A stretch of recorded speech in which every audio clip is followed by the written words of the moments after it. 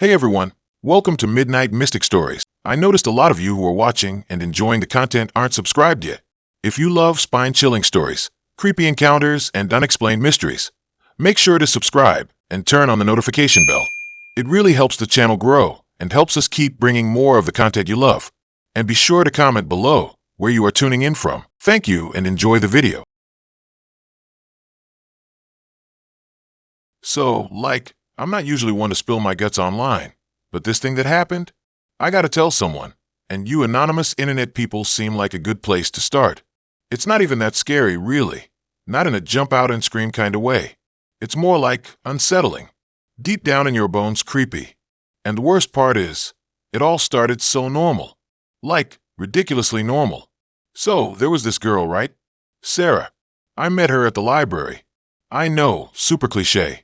But she was actually cute, reading a book about astrophysics cute, which is totally my thing. We chatted about black holes and stuff, and she actually seemed interested in what I had to say, which is already a major win. We exchanged numbers, and I actually thought, for the first time in forever, that maybe, just maybe, this dating thing wouldn't be a complete train wreck. We went out a few times. Coffee shops, that new pizza place downtown, even a hike up to the old fire tower. She was cool, easy to talk to, and had this weird sense of humor that I actually got. She was also really into old movies, which I thought was awesome.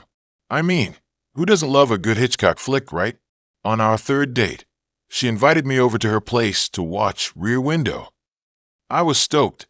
I mean, chilling on the couch, watching a classic movie with a girl I actually liked. Seemed like a perfect Friday night. Her apartment was in this old building on the edge of town. It was a brick building with ivy growing all over it, and it definitely had character. Inside, the place was neat but kinda bare. Not a lot of personal stuff. Some furniture, a TV, but not many pictures or decorations. I figured maybe she just hadn't gotten around to decorating yet. The movie started, and we were both pretty engrossed. About halfway through, she got up to make some popcorn. I didn't think anything of it, but when she came back, she was acting a little weird. She seemed fidgety, like she couldn't sit still. She kept glancing out the window, even though it was dark outside. "Everything okay?" I asked, tried to sound casual. "Yeah, fine," she said, but her voice sounded strained. "Just thought I saw something." I looked out the window, but there was nothing there. Just the streetlights and the shadows of the trees. "Saw what?" "I don't know," she said, shaking her head. "Just a feeling." I tried to brush it off, but I couldn't shake the feeling that something was off. The rest of the movie was awkward. She kept jumping at noises, and her eyes were darting around the room. I started to feel uncomfortable, like I was intruding on something. After the movie, I made some excuse about having to get up early and left.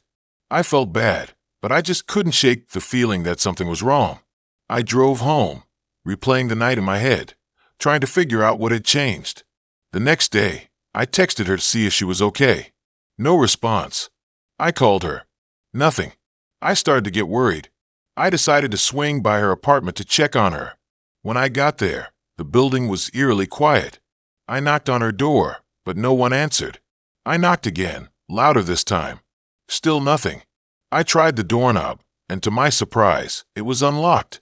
I hesitated for a moment, then pushed the door open. "Sarah," I called out.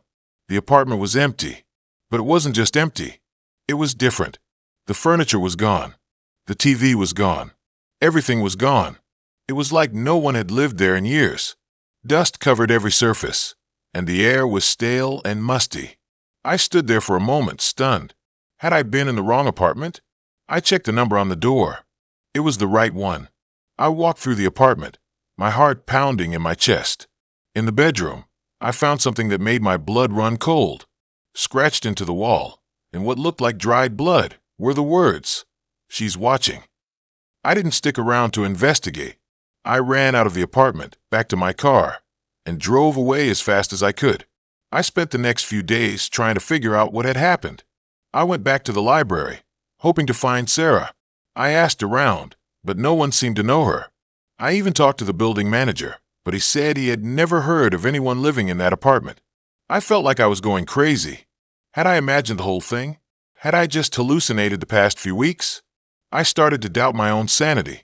Then, one day, I was looking through some old newspapers at the library, trying to find some information about the building. And that's when I saw it. An article about a woman who had disappeared from that apartment building years ago. Her name was Sarah. The article said that she had been obsessed with old movies and that she had been convinced that someone was watching her. The police had investigated, but they had never found any trace of her. The case had gone cold. I felt a chill run down my spine. It was like I had stepped into some kind of twisted time warp. I had dated a ghost. Or something even weirder. I don't know what happened to Sarah. I don't know why she contacted me. And I definitely don't know who she is. But I do know one thing. I'm never watching Rear Window again. And I'm definitely staying away from old apartment buildings. Dating is officially canceled. I think I'll stick to cats. They're less spectral. You know how everyone has that one dating story they tell at parties that makes everyone cringe and go, "Oh my God, that's awful." This is mine. Buckle up, because it's a wild ride. It all started with a lost dog poster, which, I know, sounds totally harmless, right? It was a Tuesday afternoon, and I was heading to the coffee shop near campus to cram for a midterm.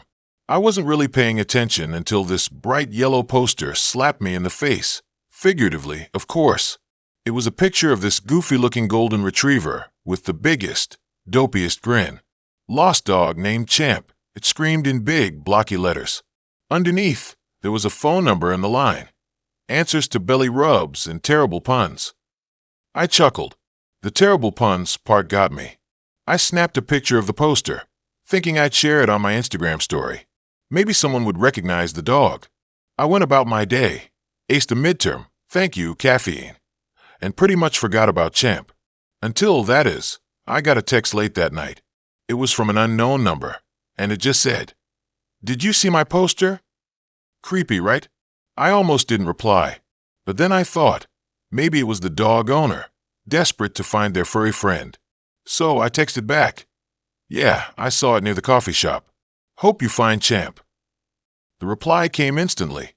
He misses his belly rubs, and I miss telling him terrible puns. He's my best pal. Okay, that tugged at my heartstrings a little. I texted back, "I'll keep an eye out for him." And that, my friends, is how I met, let's call him Mark. We texted back and forth for a few days. Mark seemed really sweet, a little quirky, definitely a dog lover, major points there. He said he was a grad student in the biology department and loved hiking and bad horror movies. We had a lot in common, or so I thought. Eventually, he asked me out for coffee. I figured, what the heck? He seemed nice, and I was single. Plus, anyone who loves dogs as much as I do can't be all that bad, right? We met at the same coffee shop where I saw the poster. He was actually really cute tall, with messy brown hair and these really intense, hazel eyes. He was wearing a t-shirt that said, "I'm silently judging your grammar," which I found both amusing and slightly intimidating. The date started off great. We talked about everything, our families, our favorite books, our mutual love for golden retrievers.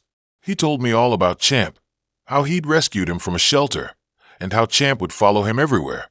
He even told a few truly awful puns, which, surprisingly, made me laugh. Things started to get weird, though, when we started talking about his apartment. He mentioned he lived a little ways out of town, which I didn't think much of. Then he said something about how his landlord was super chill and didn't care what he did, as long as the rent was paid. That raised a tiny red flag, but I brushed it off. Landlords are usually pretty chill, right? The second red flag popped up when I asked if I could meet Champ sometime. Mark got this weird look on his face and said, "Oh, Champ's, visiting my parents for a while. He gets lonely in the apartment." Lonely? Dogs are never lonely when their owners are around. I didn't push it, but I definitely filed that away in the back of my mind. The date ended, and he walked me back to my dorm. He tried to kiss me, but I turned my head, giving him the cheek. He didn't seem to mind. He just smiled and said, "I had a really great time. We should do this again." Against my better judgment, I said yes. The next few dates were off. He always insisted on picking me up, which I thought was sweet at first, but then I realized he never wanted me to know where he lived. We always went to the same coffee shop, or to the park, or to the movies. Never his place. Never Champ. He also started getting really possessive. He'd text me constantly, wanting to know where I was and who I was with. If I didn't reply right away, he'd call me, sometimes multiple times. It was suffocating. One night, after a particularly awkward movie date, I decided I needed to end things. I was getting ready to tell him that I wasn't feeling it when he suddenly said, "I have a surprise for you." He reached into his backpack and pulled out a dog collar, a golden retriever-sized dog collar. "I got it for Champ," he said, his eyes gleaming. "He's going to love it." I stared at the collar, then at him. "Mark," I said slowly, "where's Champ?" He just smiled, a really creepy, unsettling smile. "He's waiting for you," he whispered, "at my place." My blood ran cold. I knew, deep down, that something was seriously wrong. I can't tonight," I stammered. "I have a family thing." He frowned. "But I wanted you to meet him. He's been so excited." "Another time," I said, backing away. "Definitely another time." I managed to escape without him getting too pushy. I ran back to my dorm, locked the door, and didn't sleep a wink. The next day, I decided to do some investigating. I went to the biology department and asked around about Mark. No one knew him. No one had ever heard of a grad student named Mark who owned a golden retriever named Champ. That's when I started to panic. I went back to the coffee shop where I'd first seen the poster. I asked the barista if she knew anything about the guy who put it up. She remembered him. She said he was really intense and kept coming in every day, asking if anyone had seen his dog. Then she said something that made my stomach churn. He said the dog ran away a year ago. A year ago. The poster looked brand new. I raced back to my dorm and did some serious Googling. I searched for missing golden retriever Champ, and eventually I found it. A news article from a year prior. A golden retriever named Champ had gone missing from a small town about an hour away. The owner was a guy named Mark. But here's the kicker. The article said that Champ had run away during a hike near a state park and was presumed dead. I spent the next few weeks avoiding Mark like the plague. I blocked his number, changed my route to class, and even considered transferring schools. He kept leaving voicemails, getting more and more desperate, asking where I was and why I wasn't answering him. He even started showing up outside my dorm building, just standing there, staring up at my window. It was terrifying. Eventually, he stopped. The voicemails stopped. The appearances outside my dorm stopped. I started to breathe again. I never found out what happened to Champ, or what Mark was really up to. But I learned a valuable lesson. Trust your gut. And maybe, just maybe, think twice before answering a text from a stranger who's lost their dog. It might just save you from a dating horror story of your own. To this day, I still get a little spooked whenever I see a golden retriever. And I definitely don't answer texts from unknown numbers anymore. Some mysteries are better left unsolved. Okay, buckle up, because this one's a doozy. Seriously, I still get the creeps thinking about it. It started like any other dumb dating app meetup, but trust me, it went south faster than a snowball in July. So, picture this, me, bored out of my skull on a Tuesday night, scrolling through SparkMatch. Yeah, I know, already setting the bar low. And then I saw him. Liam. Cute, kinda artsy-looking profile. Said he was a freelance photographer. Loved hiking, blah blah blah. He seemed normal. That's where I messed up. Thinking anyone on a dating app is actually normal. We chatted for a few days. Standard stuff. He asked about my job. Assistant at a vet clinic. Not exactly glamorous. I asked about his photography. Mostly landscapes, apparently. And we found a few shared interests, like indie movies and bad puns. He suggested meeting up at this new coffee shop downtown. The Daily Grind. Seemed harmless enough. I should have known something was off when he showed up wearing a full-on trench coat. Indoors. In August. Like, dude, are you trying to audition for a noir film? But I brushed it off. Maybe he was cold. Maybe he had some weird skin condition. I was trying to be open-minded, you know? The coffee shop was packed. All exposed brick and minimalist furniture. We found a small table in the back, and the conversation started okay. He talked about his recent trip to the mountains, showed me some of his photos on his phone. They were actually pretty good. I'll give him that. But then, things started to get weird. He started asking me really personal questions, like, way too fast. Not just, what are you looking for in a relationship? But like, what are your biggest fears? And what's the most traumatic thing that's ever happened to you? I was trying to steer the conversation back to lighter territory, but he kept pushing. It felt like he was trying to extract information from me, like I was some kind of case study. Then, he started talking about his creative process. Apparently, he needed to connect with the subject on a deep level to take good photos, and connecting seemed to involve him staring intensely into my eyes for extended periods of time. It was seriously unnerving. He also had this weird habit of touching things, not in a creepy, grabby way, but like he'd pick up my coffee cup and just hold it, turning it over in his hands. Or he'd reach across the table and straighten my collar, even though it wasn't crooked. It was like he was testing my boundaries, seeing how much he could get away with. I was getting seriously uncomfortable, but I didn't want to be rude. I mean, maybe he was just socially awkward? I kept telling myself to give him a chance. Big mistake. The conversation drifted to his apartment. He mentioned he had a darkroom there and offered to show me some of his prints. My alarm bells started ringing. Darkroom? Alone. With trench coat guy. No freaking way. I politely declined, saying I had to get home early. He seemed disappointed, but he didn't push it. He walked me to my car, and that's when things took a turn for the truly bizarre. As I was unlocking my car door, he reached into his trench coat and pulled out a single wilted rose. He handed it to me with this intense look in his eyes and said, "This represents our connection. Cherish it." I swear I almost laughed. A wilted rose? Seriously? It was like something out of a bad romance novel. But there was something in his eyes, something unsettling. That made me think he wasn't joking. I took the rose, mumbled a thank you, and practically jumped into my car. As I drove away, I looked in the rearview mirror and saw him standing there, still in his trench coat, watching me. It felt like I was being stalked in a low-budget thriller. I didn't sleep well that night. I kept replaying the date in my head, trying to figure out what was so off about him. Was he just weird? Or was there something more sinister going on? The next day, I got a text from him. I enjoyed our time together. I have a vision for our next meeting. A vision? What the heck was that supposed to mean? I didn't reply. Then, the call started. Multiple times a day. I blocked his number. Then the emails.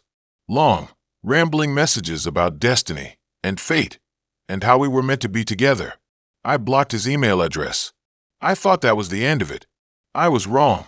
A few days later, I came home from work to find a package on my doorstep. It was a small, unmarked box. I hesitated before opening it. What if it was a bomb? Or a dead animal? I finally worked up the courage to open it. Inside was a photograph. It was a picture of me, taken through my living room window. I was sitting on my couch, reading a book. It was clear he'd been watching me. That's when I lost it. I called the police. They took the photo as evidence, but they said there wasn't much they could do unless he actually threatened me. They told me to get a restraining order. I went to court and got a restraining order. It felt like a joke. A piece of paper wasn't going to stop someone who was clearly obsessed with me. For weeks, I was terrified. I jumped at every shadow. I checked my windows constantly. I changed my route to work. I felt like I was living in a horror movie. Then one day it stopped.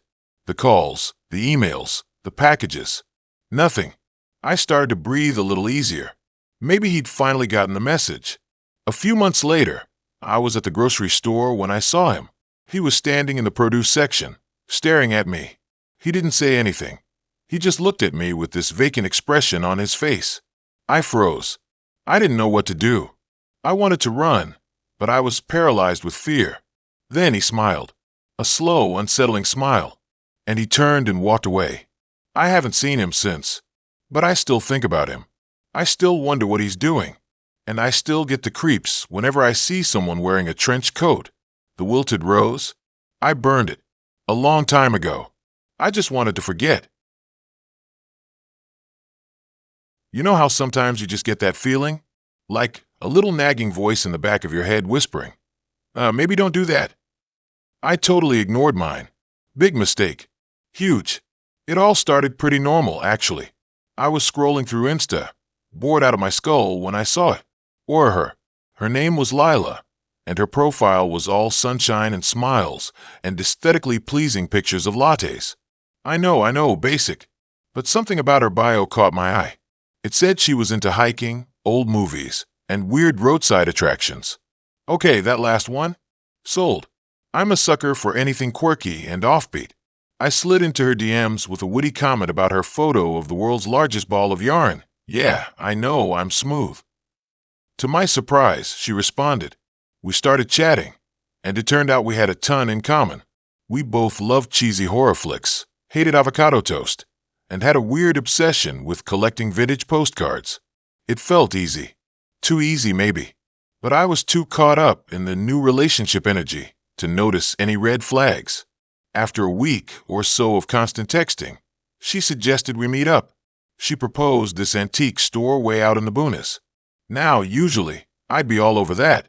I love digging through dusty old junk. But something felt off about it. It was a Tuesday night, and the store was like an hour's drive away. Plus, the pictures she sent me of the place looked creepy. Like abandoned haunted house creepy. Not charming antique store creepy. I almost bailed, but I'd already told all my friends about her, and honestly, I was just excited to meet someone I vibed with so well. So, I brushed off my doubts and told myself I was being paranoid. The drive was a nightmare.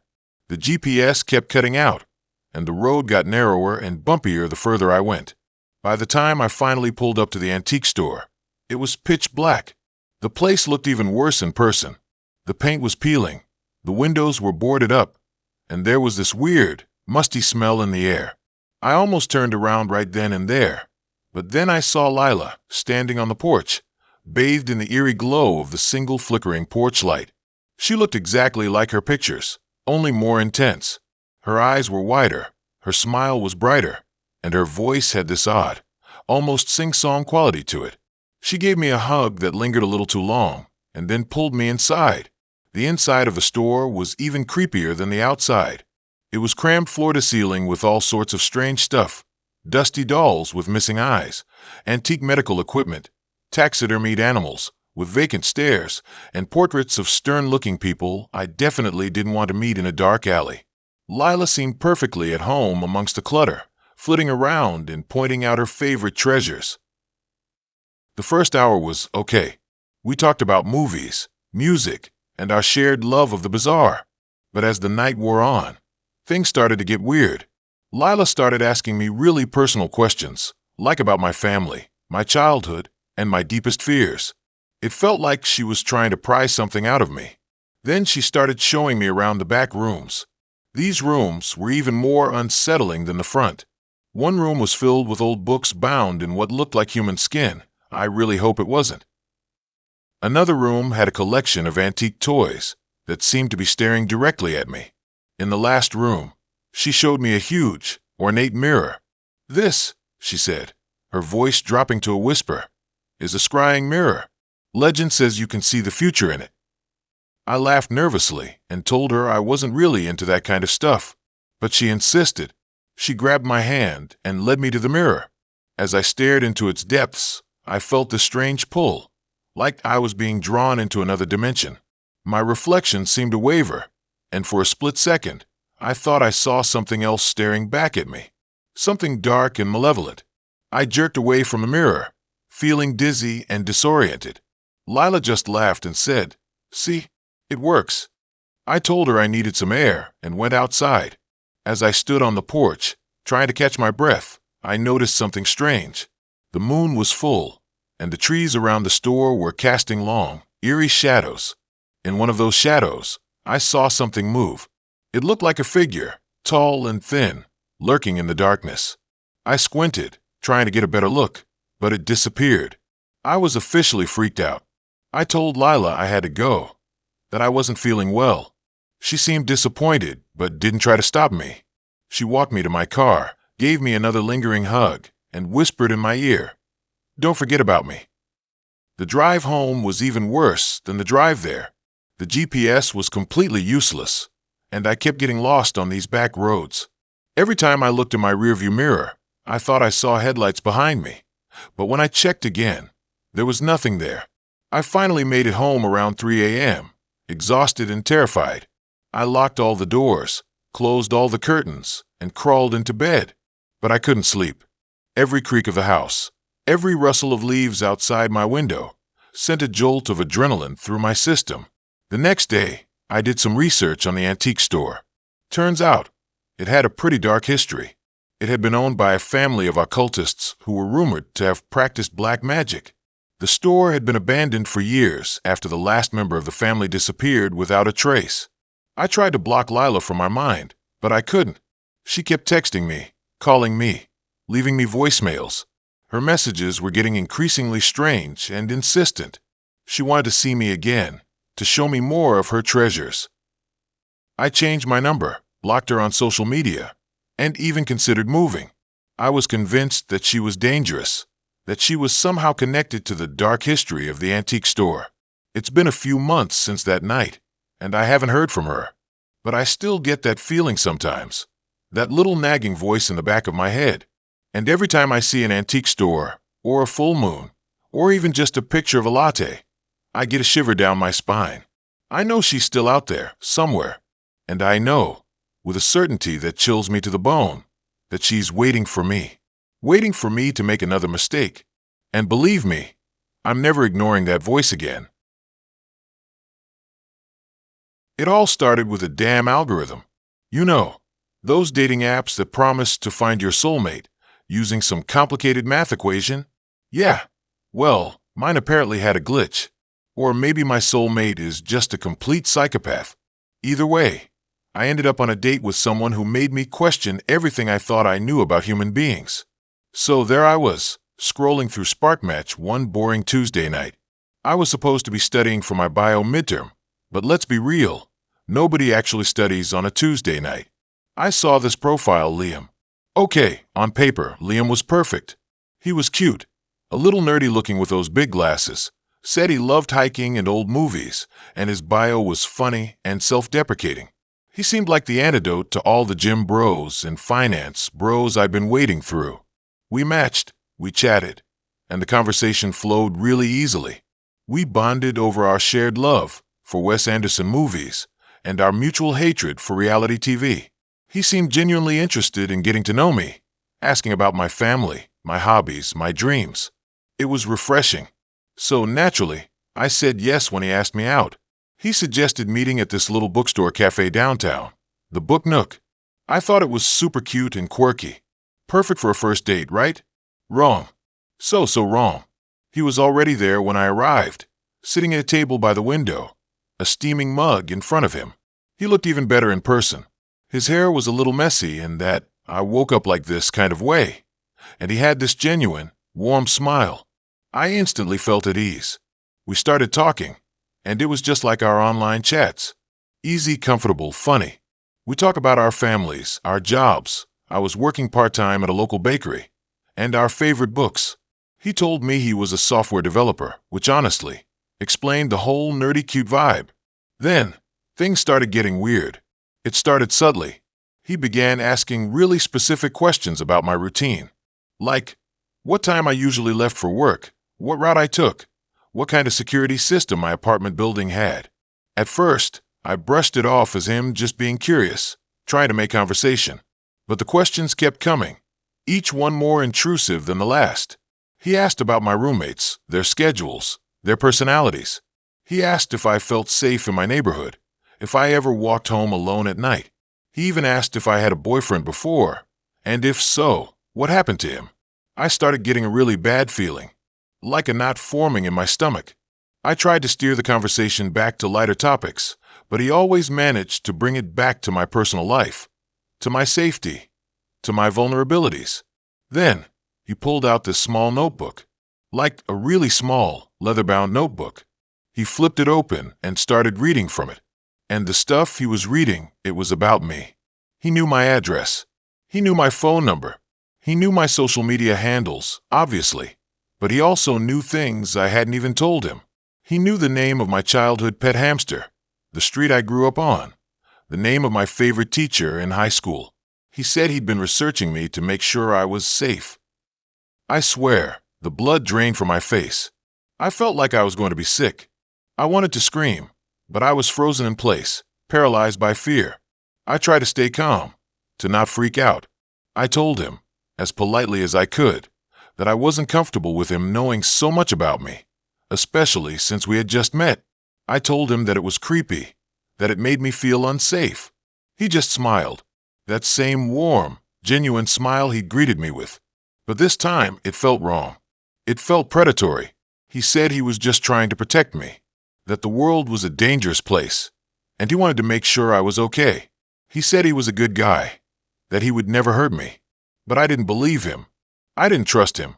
I stood up, knocking over my chair in the process. I mumbled something about having to go, about remembering an important appointment. I grabbed my purse and practically ran out of the cafe. I didn't stop running until I was back in my apartment, locking the door behind me and bolting it shut.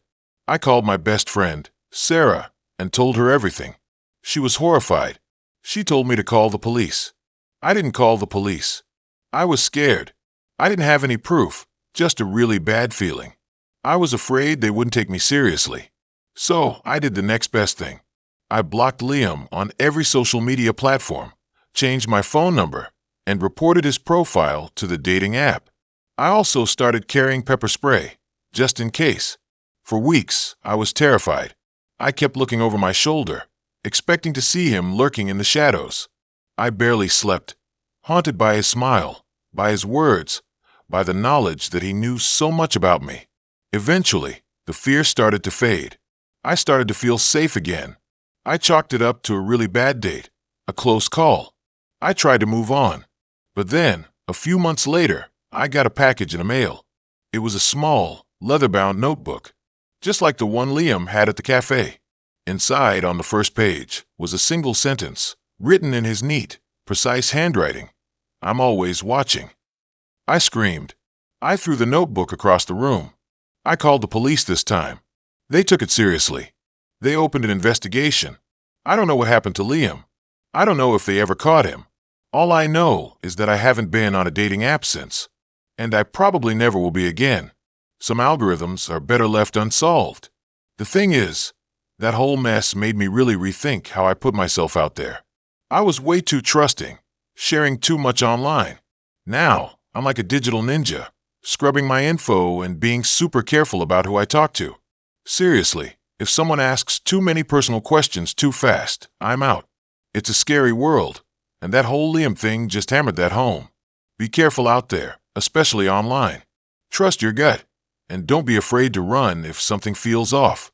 Because sometimes a cute profile picture and a shared love for Wes Anderson movies can hide a whole lot of crazy.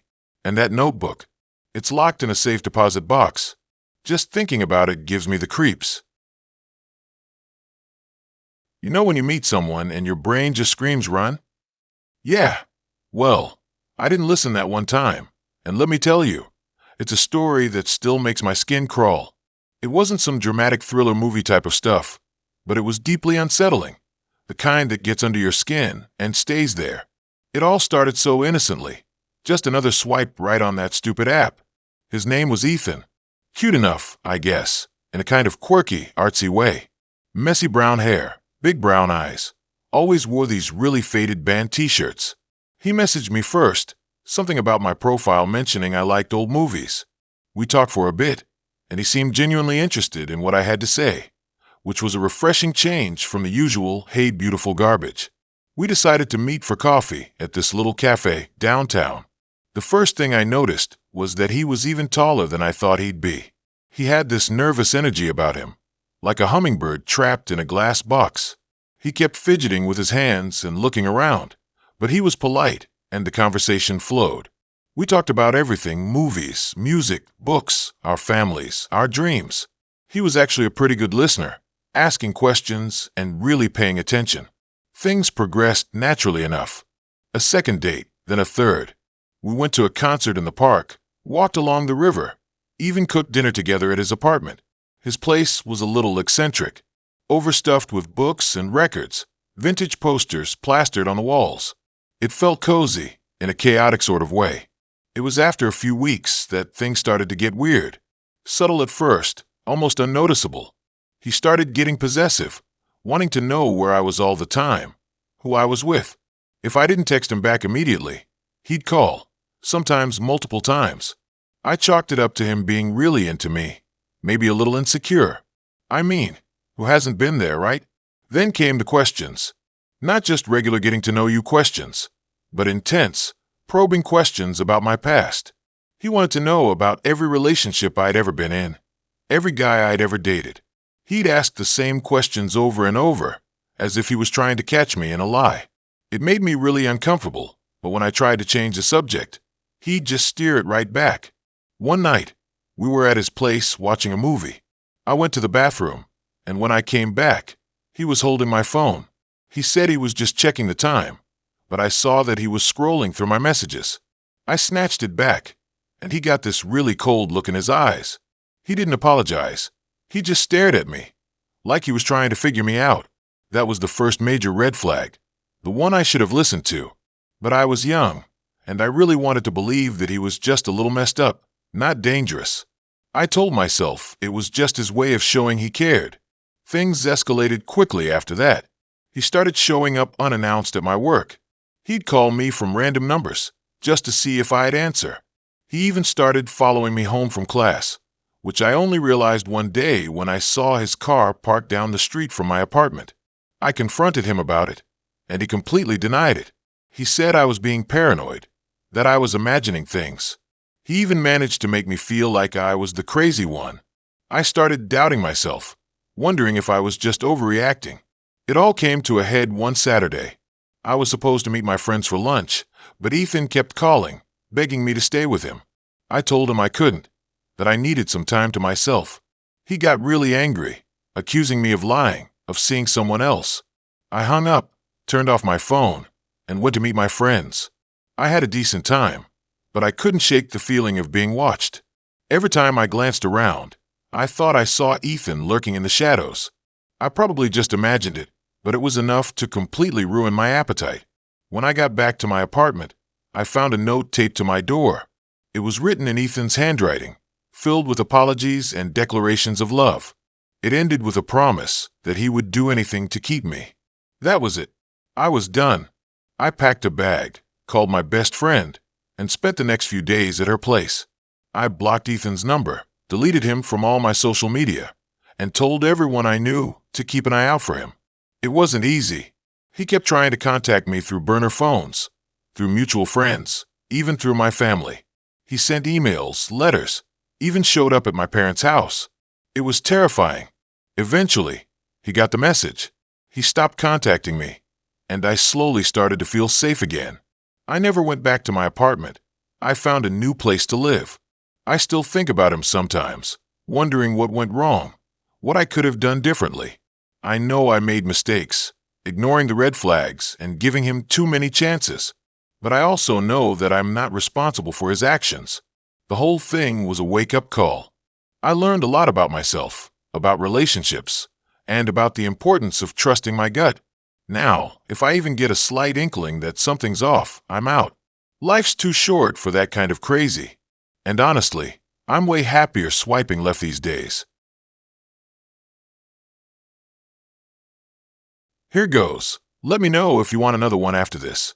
So there I was, crammed into a tiny booth at the burger joint.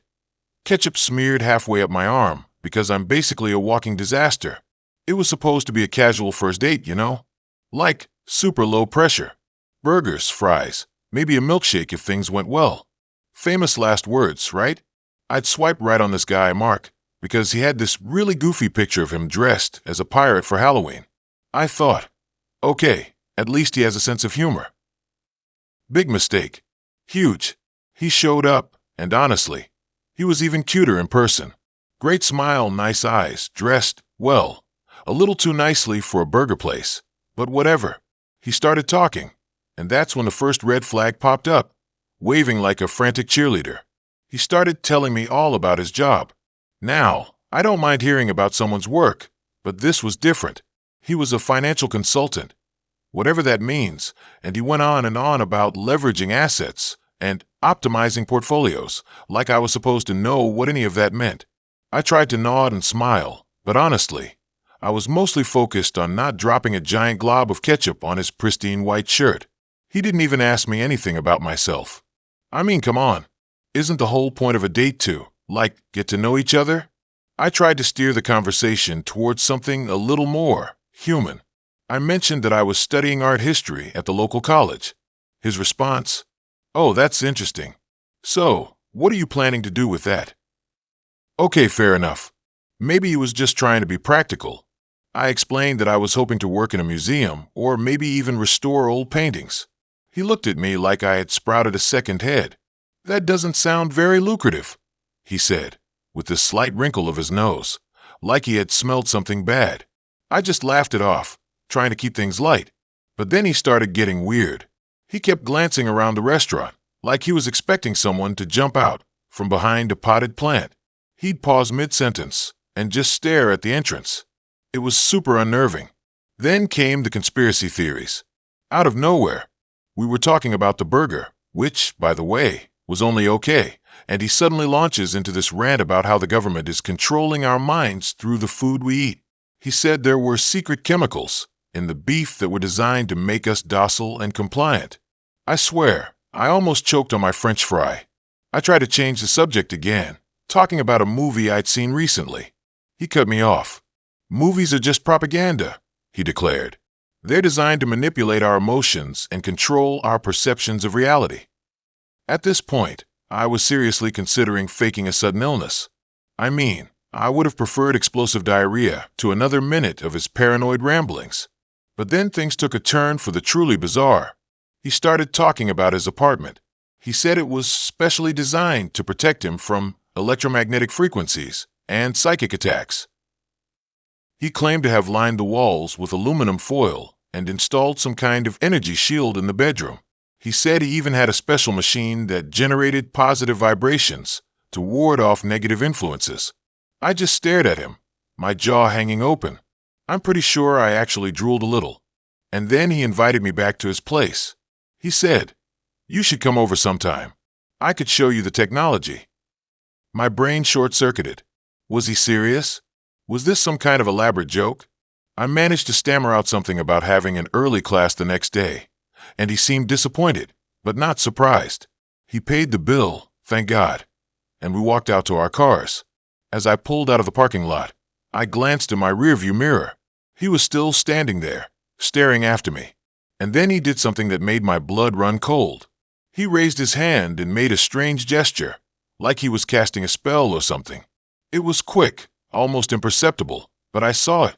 I floored it. I didn't sleep that night. I kept imagining him in his aluminum foil-lined apartment, surrounded by his weird machines, plotting something. I changed my phone number the next day and blocked him on every social media platform I could find. I still get a weird feeling sometimes, like I'm being watched. I try to tell myself it's just paranoia, but I can't shake the feeling that I dodged a serious bullet that night at the burger joint. The worst part, I really wanted that milkshake. It all started with a hiking app, of all things. Yeah, I wasn't looking for love, just someone to hit the trails with. I mean, getting ghosted after a date is one thing. Getting lost in the woods alone? Hard pass. His profile was pretty normal. A few pics of him on mountains, a dog photo, automatic points, right? And a bio that said he was looking for adventure and good company. His name was, let's call him Ethan. He seemed nice enough over text. We talked about our favorite trails, our dogs, and how much we both hated crowded gyms. He even knew about that super obscure waterfall I'd been wanting to find, the one that's only marked on ancient maps or something. That was a good sign, right? We planned our first hike for Saturday morning. He suggested this trail up near Lake Serene, a place I'd always wanted to go. It's known for its stunning views, crystal clear water, and apparently bears. Great. The morning of the hike, I was actually excited. I packed my backpack with the usual stuff: water, snacks, first aid kit, bear spray, because you know bears. When Ethan pulled up, my first thought was, okay, he's way taller than he looked in his pictures. He was like 6 foot something, broad shoulders, and that whole outdoors vibe going on.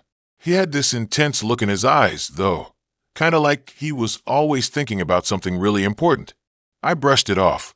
Maybe he was just serious about hiking. The drive up was normal. We chatted about music, movies, and our jobs. He was a little quiet, but I figured he was just nervous. It was a first date, after all. We got to the trailhead, parked the car, and started hiking. The trail was beautiful. Tall trees, ferns everywhere, the sun dappling through the leaves. We talked more as we walked, and I started to relax. He was actually pretty funny, and we seemed to have a lot in common. We stopped at a viewpoint to take some pictures. He kept offering to take mine, which was nice, but he was kind of insistent about it. Like really insistent. I thought it was just because he was being nice, but it was starting to feel weird. As we hiked further, the trail got steeper and more secluded. We passed fewer and fewer people. I started to notice Ethan was setting a really fast pace. I'm a pretty fit person, but I was struggling to keep up. I told him to slow down a little, but he just kept going, like he didn't even hear me. I started to feel uneasy. Then, he started talking about the area. He told me stories about the old logging days, about the people who used to live in the mountains, about how some of them disappeared without a trace. He said it all in this really calm, matter-of-fact way, but it gave me the creeps. He kept talking about how easy it would be to get lost in these woods, how no one would ever find you. Okay, red flags were waving like crazy at this point. I tried to change the subject, but he just kept bringing it back to the woods, to the people who disappeared. It was like he was obsessed. We finally reached Lake Serene. It was even more beautiful than I imagined. The water was crystal clear, reflecting the surrounding mountains. I wanted to take a break, to sit by the lake and enjoy the view, but Ethan seemed restless. He kept pacing back and forth, looking around like he was expecting someone to jump out of the trees. "Let's keep going," he said. "There's another trail that leads to a better viewpoint." I hesitated. I was tired, and I didn't like the way he was acting. "I think I'm going to stay here for a bit," I said. "I'll meet you back at the car later." His eyes narrowed. "Don't be silly," he said. "We came all this way. Let's finish the hike." He grabbed my arm, and that's when I knew something was seriously wrong. His grip was tight, and his eyes were empty. It was like he wasn't even seeing me anymore. "Ethan, let go," I said, trying to keep my voice steady. He didn't let go. He just stared at me, his grip tightening. I started to panic. I tried to pull away, but he was too strong. "We're going to finish the hike," he said, his voice low and menacing. I knew I had to do something fast. I remembered the bear spray in my backpack. I reached for it, my hand shaking. "Ethan, I swear, if you don't let go, I'm going to spray you," I said. He didn't believe me. He just smirked. "You wouldn't," he said. "Oh, I would." I pulled out the bear spray and aimed it at his face. "I'm not kidding," I said. His eyes widened. He finally let go of my arm. I didn't hesitate. I sprayed him right in the face. He screamed and stumbled backward, clutching his eyes. I didn't stick around to see what happened next. I turned and ran. I ran as fast as I could, back the way we came. I didn't stop running until I reached the main trail, where there were other hikers. I told them what happened, and they helped me call the police. They also gave me some water and a granola bar, which I desperately needed. The police found Ethan a few hours later. He claimed it was all a misunderstanding, that he just wanted to show me the best views. But the police weren't buying it. They arrested him for assault. I never saw him again. I gave my statement to the police, and they told me he had a history of similar incidents. Apparently, he had a thing for taking women into the woods and scaring them. I guess I was just the unlucky one who fought back. The whole thing was terrifying. It took me a long time to feel safe hiking alone again, and I definitely learned my lesson about meeting strangers from the internet. Now, I stick to group hikes with people I actually know, and I always carry bear spray, just in case. Okay, so, you know how everyone has that one dating story they can't even believe happened to them? Like, you tell it at parties and people are all, "No way, that's insane." This is mine. And honestly, Sometimes I still wake up in the middle of the night thinking about it. It all started with a coffee shop meet cute. Or at least, that's how it seemed at the time. I was crammed into this tiny little cafe near my apartment, trying to cram for a midterm. Spilled my latte, naturally. Total disaster. This guy, Liam, helped me clean it up, offered me his napkin, and even bought me a new drink. He was cute, in that slightly nerdy, artsy kind of way. Glasses, a cool graphic tee, a genuine smile. We chatted for a bit, mostly about my disastrous attempt at being a functional adult while simultaneously drowning in textbooks. He was a writer, he said, working on a novel. Seemed interesting, right? We exchanged numbers, and I figured that was that. But then he texted me that night, asking if I wanted to grab dinner sometime. I was flattered. I hadn't been on a proper date in ages, and he seemed like a genuinely nice guy. Our first date was at this trendy Italian place downtown. The food was amazing, and the conversation flowed really easily. We talked about everything from our favorite movies to our childhood dreams. He was really attentive, asked me lots of questions, and actually seemed interested in what I had to say. No awkward silences, no weird vibes. It was, dare I say, perfect. Things moved pretty quickly after that. We started hanging out almost every day. We'd go for hikes, watch movies at his place, and even cook together, although, let's be honest, he did most of the cooking. He was always showering me with compliments, telling me how beautiful and intelligent I was. It was all a bit much, but I kind of ate it up. I mean, who doesn't love being adored? He lived in this old Victorian house on the outskirts of town.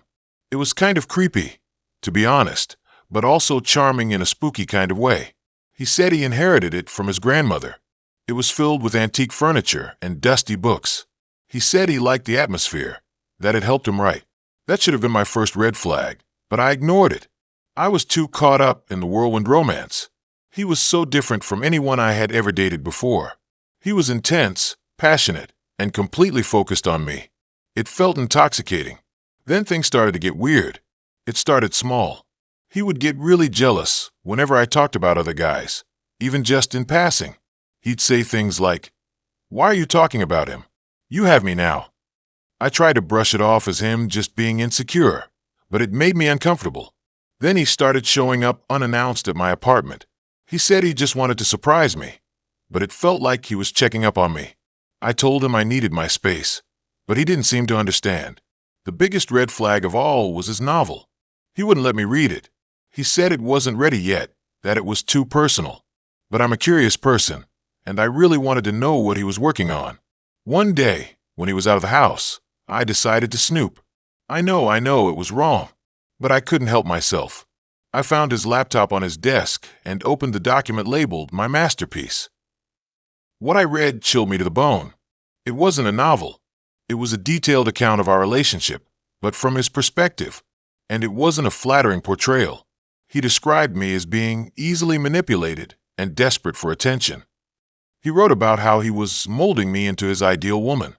There were also sections about his past relationships, and they all ended badly. He wrote about how he felt betrayed and wronged by his exes. The way he described them was disturbing. I slammed the laptop shut, my heart pounding in my chest. I felt sick to my stomach. I had to get out of there. I packed my bags as quickly as I could, trying not to make any noise. I wrote him a note, telling him that I was leaving and that I never wanted to see him again. As I was walking out the door, I heard him pull into the driveway. I froze, my blood running cold. He came bursting through the door, his eyes wild. He grabbed my arm, his grip tight. "Where do you think you're going?" he demanded. I tried to pull away, but he wouldn't let go. "I know what you did," he said, his voice low and menacing. "You read my novel." I didn't say anything. I was too scared. He started yelling, accusing me of betraying him. He said that I was just like all the other women who had hurt him in the past. I finally managed to break free from his grip and ran out of the house. I didn't stop running until I reached my car. I sped away, my hands shaking. I never saw him again. I changed my phone number and moved to a different apartment. I even considered changing my name. To this day, I still get nightmares about Liam. I think about what could have happened if I hadn't read his novel. I'm just grateful that I got out when I did. It taught me a valuable lesson. Trust your gut. If something feels off, it probably is. And don't let anyone rush you into a relationship. Take your time and get to know the person before you get too involved. And maybe, just maybe, avoid dating writers who live in creepy Victorian houses. Just a thought. It started with a cat photo, believe it or not. Not one of mine, because I'm tragically allergic, but one he'd posted on his profile. A ridiculously fluffy Persian, sprawled out on a velvet cushion like it owned the place. I'm a sucker for a good cat pic, sue me. I swiped right, half expecting nothing to come of it. I mean, who expects anything real from dating apps these days? It's mostly just filtered faces and bios that are either painfully cliché or trying way too hard to be quirky. But then, bam, match. And he wasn't half bad looking either. Liam. Tall, decent jawline, and that kind of casual smile that made you think he was always up to something. His profile said he was into hiking, craft beer, and classic movies. Standard stuff, but hey, better than gym, Netflix, pizza, which feels like 90% of the male population online. We started chatting, and surprisingly, it was actually easy. No awkward silences, no trying to force a connection. We talked about everything from our favorite hiking trails to the existential dread of late-stage capitalism. You know, the usual first date fodder. After a week or so of nonstop texting, we decided to meet up. He suggested this new bar downtown, the Quill and Tankard. Said it had a cool, speakeasy vibe. I was a bit nervous, I always am, but also genuinely excited. It felt like I'd finally found someone who wasn't just looking for a hookup or a time filler. The bar was exactly as he described. Dimly lit, with exposed brick and bookshelves lining the walls. The kind of place that made you feel like you were stepping back in time. Liam was already there, sitting at a small table in the corner. He stood up when I walked in. That smile even better in person. He was wearing this worn leather jacket that probably cost more than my entire wardrobe, but he pulled it off effortlessly. The date started out great. The conversation flowed as easily as it had online. We ordered some fancy cocktails that tasted vaguely of juniper and regret, and talked about everything and nothing. He told me about his job as a freelance photographer, how he loved capturing the hidden beauty of the city. I talked about my somewhat less glamorous job as a paralegal, the never-ending paperwork that seemed to multiply overnight. He actually seemed interested, asked questions, listened. It was refreshing. Then, things started to get a little weird. It wasn't anything major at first, just small things. He kept glancing at his watch, even though he'd told me he had nothing planned for the rest of the night. He'd asked me what my favorite movie was, and then, before I could answer, he'd be telling me all about some obscure film from the 1940s. Like he was trying to impress me. And his eyes, they were intense. Staring. He'd hold my gaze a beat too long, making me feel like I was under a microscope. Then he started asking questions about my apartment. Not in a creepy way, exactly, but more specific. What floor was I on? Did I have a balcony? What kind of security did the building have? I brushed it off, figuring he was just making conversation, but it still made me a little uneasy. He also kept bringing up my ex, which was weird since I hadn't mentioned him.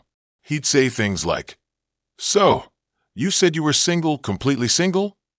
Or, "Must be nice to have all that space to yourself now." It felt like he was digging for information, trying to figure something out. Later in the evening, after a few more cocktails, he started getting touchy. Not inappropriate, but persistent. He'd put his hand on my arm while he was talking, or lean in close enough that I could feel his breath on my neck. I tried to subtly pull away, but he didn't seem to notice. Or maybe he did, and just didn't care. Then came the real kicker. I excused myself to go to the restroom, and when I came back, he was on his phone, whispering into it. He quickly hung up when he saw me, but I heard enough to know he was talking to someone about me. Something about confirming the location and making sure everything was ready. Ready for what? My gut dropped. I felt a wave of nausea wash over me. The air in the bar suddenly felt thick and heavy. I wanted to get out of there. Now, I made up some excuse about feeling sick and needing to go home. He looked disappointed, but didn't push it. He offered to walk me to my car, but I declined, saying I just needed some fresh air. As I walked away, I could feel his eyes on me, burning into my back. I picked up my pace, practically running to my car. I fumbled with my keys, my hands shaking so badly I could barely get them into the lock. I drove home in a haze of panic. Every shadow seemed to be moving. Every noise made me jump. I kept checking my rearview mirror, convinced he was following me. When I finally got to my apartment building, I practically threw the car into park and sprinted inside. I rode the elevator up to my floor, my heart pounding in my chest. I unlocked my door, slammed it shut behind me, and locked all the deadbolts. I spent the rest of the night huddled on my couch, every muscle tense, listening for any sign that he was there. Every creak of the building, every passing car, sent a jolt of fear through me. I never saw Liam again. He didn't text. He didn't call. He vanished. I blocked him on all social media, deleted his number, and tried to erase him from my memory. But I couldn't shake the feeling that I had narrowly escaped something terrible, that I had dodged a bullet, or maybe something much, much worse. A few weeks later, I was scrolling through the local news website and saw a story about a string of burglaries in my neighborhood. The police were looking for a suspect described as a tall, well-dressed man in a leather jacket. They released a sketch. It looked a lot like Liam. I still think about him sometimes, when I'm walking home alone at night, or when I hear a strange noise outside my window. I wonder what would have happened if I hadn't gone to the restroom that night. What would have happened if I hadn't gotten that feeling that something was wrong? I guess I'll never know. And honestly, I don't want to. Some doors are better left unopened. Okay, so, you know how everyone has that one dating story that makes them cringe so hard they almost turn inside out? Yeah, this is mine. And trust me, it's a doozy. I thought I was just meeting a normal guy from an app, but oh boy, was I wrong. It started out so normal, too. So normal it's actually terrifying how quickly it spiraled. Let me tell you, I'm usually pretty good at reading people, but this guy, he was like a chameleon wrapped in an enigma dipped in a vat of crazy. It all started, like most dating stories do these days, with a swipe. His profile was pretty generic. Hiking pics, a blurry photo with a dog, the usual. But his bio was what caught my eye. He was into old movies, like really old movies, the kind that are black and white and nobody under 60 has ever heard of. I'm a sucker for a guy with niche interests, so I swiped right. Match. We chatted for a bit, and he seemed genuinely interested in getting to know me. He wasn't just spitting out pickup lines or trying to get me to send him pictures. We talked about our favorite movies, our families, what we did for work. He was a history teacher, which I thought was kind of cool. A little nerdy, yeah, but in a good way. So we decided to meet up. He suggested this quirky little bookstore cafe downtown. I was excited. It felt like something out of a movie, you know? I put on my favorite jeans, a cute top, and just a little bit of makeup. I wanted to look like I hadn't tried too hard, but also like I wasn't a complete slob. I got there a few minutes early and grabbed a table near the window. I watched people walk by, trying to play it cool, like I wasn't actually super nervous. He showed up right on time, which I appreciated. He was taller than I expected, and honestly, kind of cute. He had this whole vintage vibe going on, with a tweed jacket and perfectly styled hair. We ordered coffee and started talking. It was easy, natural. We laughed a lot, and he seemed genuinely interested in what I had to say. He even remembered little details from our online conversations. I was starting to think, okay, maybe this is it. Maybe this is the guy. Then, things started to get weird. He started talking about his collection of antique maps. Okay, fine, a little odd, but whatever. Then he pulled out his phone and started showing me pictures. Not just pictures of maps, but pictures of specific locations on the maps. Old houses, abandoned buildings, obscure historical landmarks. He was getting really intense about it, like he expected me to know exactly what he was talking about. I tried to be polite, but honestly, I was starting to feel a little uncomfortable. Then he said, "I have to show you something." He reached into his bag and pulled out this thing. It looked like a small, wooden box, intricately carved with symbols I didn't recognize. He opened it, and inside was a tooth. A human tooth. "This," he said, his eyes gleaming. belonged to one of the founders of the town. I stared at the tooth, then back at him. Okay, I said, trying to keep my voice steady. That's interesting. He didn't seem to notice my discomfort. He went on and on about the history of the tooth, how he'd acquired it, and how important it was to preserve these artifacts. I just nodded and smiled, trying to figure out how to politely end the date without making him think I was completely freaked out. But it got worse. He started talking about his research. He said he was trying to uncover a secret history of the town, a history that involved secret societies, hidden treasures, and, wait for it, ancient aliens. Yeah, you read that right. Ancient aliens. At this point, I was officially done. I started looking around for an escape route. I considered faking a phone call, but my phone was dead. I thought about pretending to choke on my coffee, but I didn't want to make a scene. Then he leaned in close and whispered, I think I'm close to finding it. The key to unlocking the truth. The truth about what? I asked, my voice barely above a whisper. Everything, he said, his eyes wide and manic. The truth about the universe, about humanity, about them. He pointed towards a window, at the people walking by. They're watching us, you know. They don't want us to know the truth. Okay, now I was really scared. I stood up, knocking over my coffee cup in the process. I have to go, I stammered. I have a thing. He grabbed my hand.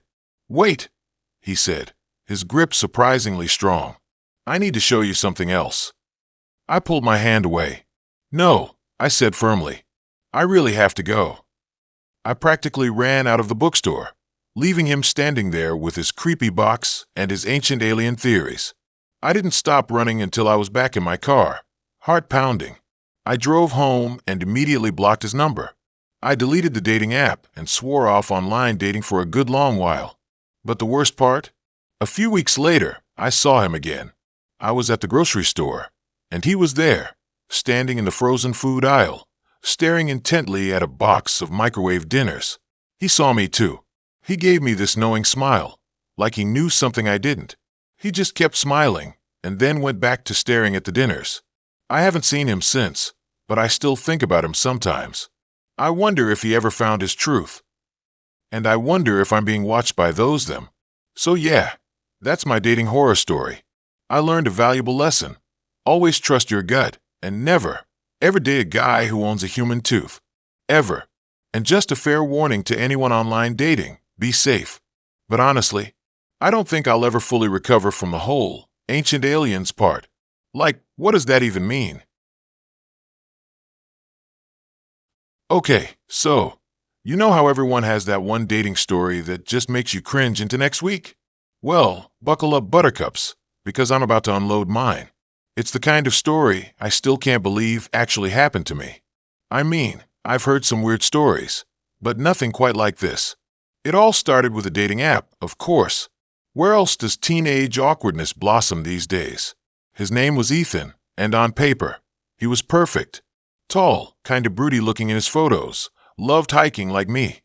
And his profile said he was into obscure indie music, major plus points. We started chatting, and honestly, the conversation flowed so easily. He got my dumb jokes, and he had this way of making even the most boring small talk seem interesting. We planned to meet up, not for some fancy dinner, but for a walk in the woods. I thought it was a good sign, that he wasn't trying too hard. We decided on Blackwood Forest, a pretty popular spot, not too far from my town.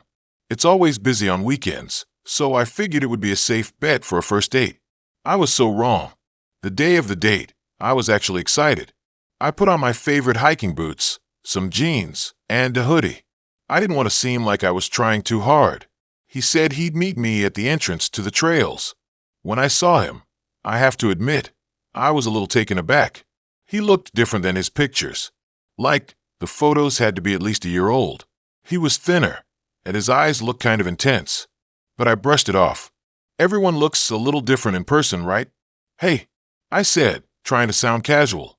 Hey, he replied, his voice a little raspy. He didn't smile, which was a little weird, but again, I told myself to chill. Maybe he was just nervous. We started walking, and for the first 10 minutes or so, things were okay. We talked about music and school and our favorite hiking spots. He seemed genuinely interested, which was a relief. But then, things started to get off. He started asking really personal questions, like about my family, where I lived, what my parents did for work. It felt way too intense for a first date. I tried to steer the conversation back to lighter topics, but he kept bringing it back to me, to my life. Then he started talking about the forest. He said he knew it really well, that he'd been coming there since he was a kid. He pointed out different plants and trees, and told me all these weird facts about them. It was kind of interesting at first, but then it started to feel creepy. Like he was trying to show me how much he knew about the place, how comfortable he was there. We kept walking deeper and deeper into the woods. I started to get a little uneasy. The trail was getting narrower, and the trees were getting thicker. There were fewer people around, and the sunlight was starting to fade. I glanced at my phone. No signal. Of course. So, I said, trying to sound cheerful, should we start heading back? It's getting kind of late. He didn't answer. He just kept walking, his pace quickening. I had to practically jog to keep up. Ethan, I said, my voice a little louder. Ethan, I think we should turn around. He stopped suddenly, turning to face me. His eyes were wide, and he had this weird, manic smile on his face. Don't you want to see the special place? He said, his voice a low whisper.